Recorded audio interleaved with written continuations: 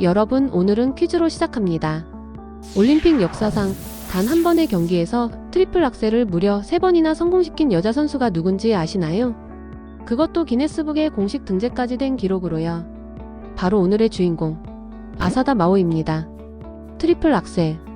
공중에서 3바퀴 반을 도는 이 점프는 남자 선수들조차 쉽게 뛰지 못하는 피겨계의 궁극기인데요.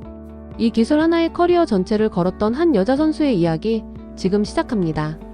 그리고 이 영상 끝까지 보시면 아마 눈물 한 방울은 각오하셔야 할 겁니다. 미리 경고해드렸으니 책임은 못 집니다. 1부 시작. 발레 소녀 얼음 위에 서다. 아사다 마오는 1990년 9월 25일 일본 나고야에서 태어났습니다. 어린 마오는 사실 원래 발레리나가 꿈이었어요. 3살부터 9살까지 클래식 발레를 배웠죠. 그런데 2살 위 언니 아사다 마이가 발레를 그만두고 피겨스케이팅으로 종목을 바꾸자 마오도 언니를 따라 얼음판에 올라섰습니다. 이게 운명의 시작이었죠. 그냥 따라간 거 아닌가 싶겠지만 이 꼬마가 얼음 위에서 보여준 재능은 그냥 범상치 않았습니다. 아사다 마오는 12세에 처음으로 트리플 악셀 점프를 뛰었고 여자 선수로는 처음으로 트리플 콤비네이션 점프를 뛰었습니다. 12살에요. 12살. 보통 애들은 12살에 뭐하죠?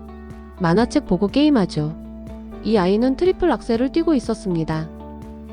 2002-2003 시즌 일본 노비스 국내 대회에서 우승을 차지하며 주니어 선수권대회 출전 자격을 얻었고 이때부터 마오의 질주가 시작됩니다.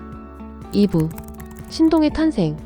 주니어 시절 마오는 주니어 무대에서 그야말로 폭풍처럼 등장했습니다. 2004-2005 시즌 주니어 그랑프리 파이널에서는 김연아를 꺾고 우승했고 2005 주니어 세계선수권에서도 금메달을 따냈습니다. 잠깐 여기서 중요한 이름이 등장했죠. 바로 김연아. 이 두 선수는 동갑이었고 이 시기부터 스케이팅 역사상 가장 치열하고도 뜨거웠던 라이벌 관계가 시작됩니다. 마오는 이때를 이렇게 회상했어요. 15세 때는 무서울 게 없을 만큼 즐거웠다고요. 그랬겠죠. 라이벌도 제쳤고 세계도 제패했으니까요. 주니어 그랑프리 파이널의 프리스케이팅에서 국제대회 주니어 여자 선수로서는 처음으로 트리플 악셀 점프를 뛰었습니다.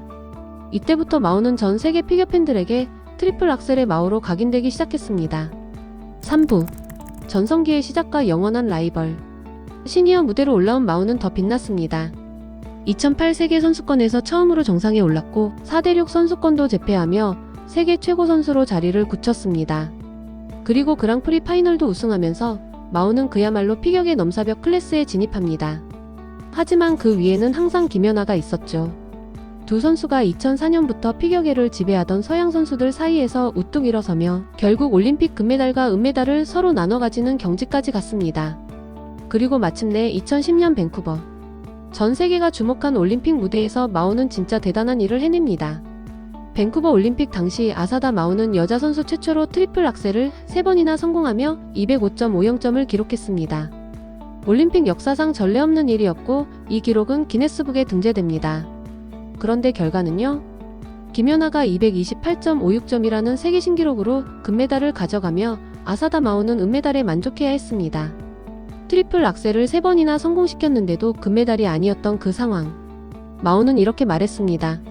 올림픽 은메달이지만 나는 전혀 행복하지 않았고 나 자신도 용서할 수 없었다고요.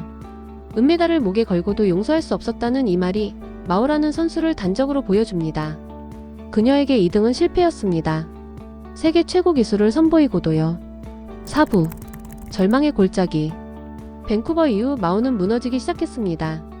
슬픔과 좌절이 밴쿠버 올림픽에서 시작됐고 설상가상으로 2011년 12월 9일 어머니가 갑작스럽게 세상을 떠났습니다.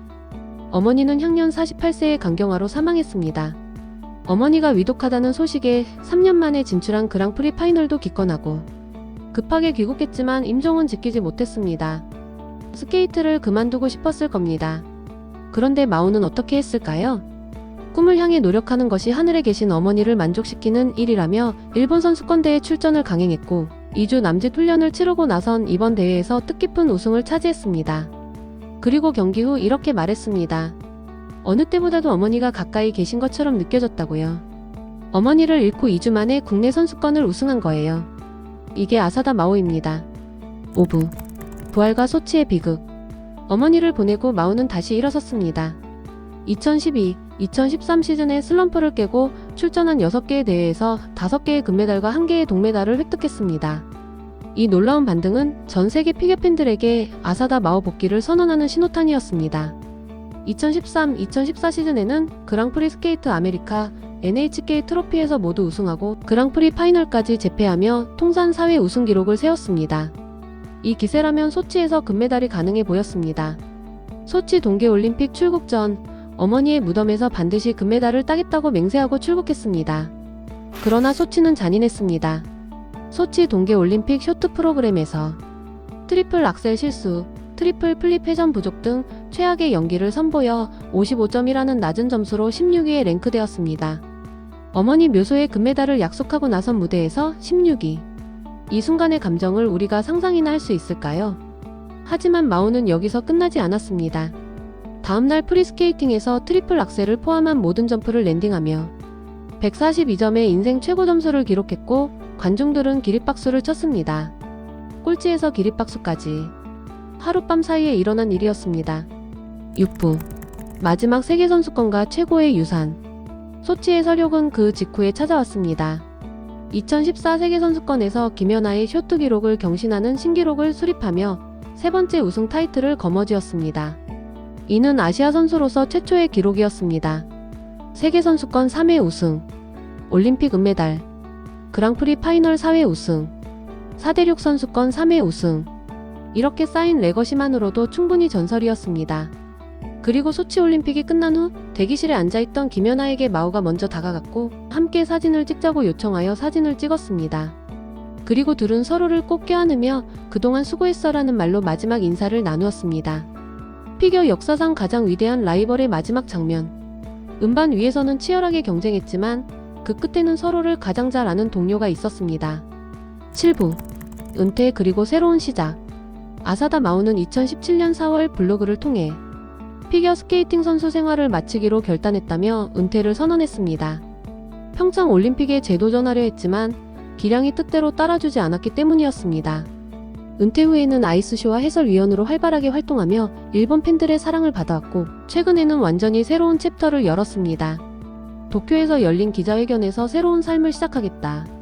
각 선수를 1대1로 꼼꼼하게 지도할 것이라며 지도자 생활 시작을 알렸습니다. 기노시타 마오 아카데미를 설립해 직접 코치로 나서 차세대 일본 피겨스타를 키우겠다고 나선 것입니다. 아사다는 지도자라는 위치에 서게 돼 책임감의 무게를 매일 느끼고 있다면서도 오랜 꿈이 현실이 됐고 새 발걸음을 옮길 수 있게 돼 기쁘다고 말했습니다. 선수 아사다 마오의 이야기는 끝났지만 코치 아사다 마오의 이야기는 이제 막 시작된 셈입니다. 트리플 악셀 하나의 인생을 건 여자. 올림픽에서 2번 다 금메달을 놓쳤지만 그 누구도 그녀를 실패자라고 부르지 않습니다. 세계선수권 3회 우승, 그랑프리 파이널 4회 우승, 전일본 선수권 11회 입상.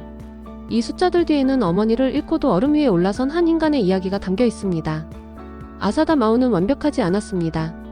그래서 더 위대했습니다.